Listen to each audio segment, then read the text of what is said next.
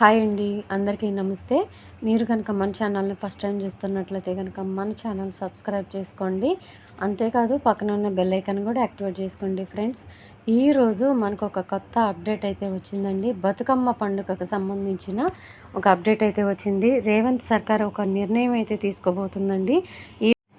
దేని గురించి అంటే, రేపు ఫస్ట్ తారీఖు రోజున బతుకమ్మ పండుగ రాబోతుంది కదండి. దసరా సందర్భంగా ఈ బతుకమ్మ కానుకలు అయితే సిద్ధం చేస్తున్నారండి.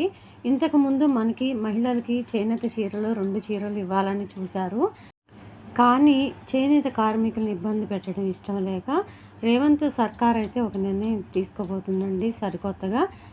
ప్రతి ఒక్క మహిళలకు రేషన్ కార్డు కలిగి ఉన్న ప్రతి ఒక్క కుటుంబానికి కూడా 500 రూపాయలు ఇచ్చి దానితో పాటుగా కొంత గ్రోసరీ అండి సరుకులు కూడా పంపిణీ చేయాలని చూస్తున్నారు. ఆంధ్రప్రదేశ్లో చంద్రన్న కానుక ఎలా ఇస్తున్నారో ఇక్కడ తెలంగాణలో కూడా రేవంత్ సర్కార్ అయితే ఈ పండగ సరుకులైతే పంపిణీ చేయాలని చూస్తున్నారని తెలుస్తుందండి.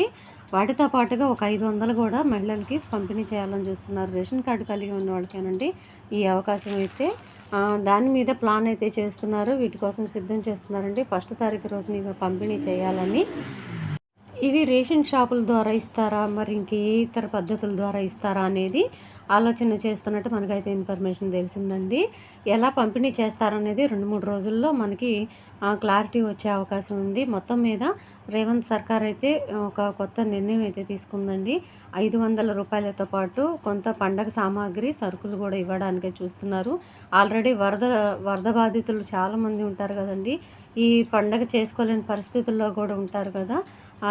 అందువల్ల ఈ సరుకులు అనేవి పంపిణీ చేస్తే కొంత మేరకు వాళ్ళకి ఉపశమనం కలుగుతుందని ప్లాన్ అయితే చేస్తున్నారండి. మరి కొద్ది రోజుల్లోనే మనకి దీని మీద పూర్తి సమాచారం వస్తుంది. సో ఇదండి ఈరోజు వీడియో కనుక నచ్చినట్లయితే మీ ఫ్రెండ్స్కి, ఫ్యామిలీ మెంబర్స్ అందరికీ కూడా దయచేసి ఈ వీడియోని షేర్ చేయండి. వీడియో నచ్చితే కనుక ఒక చిన్న లైక్ ఇచ్చి సపోర్ట్ చేయండి. Thank you.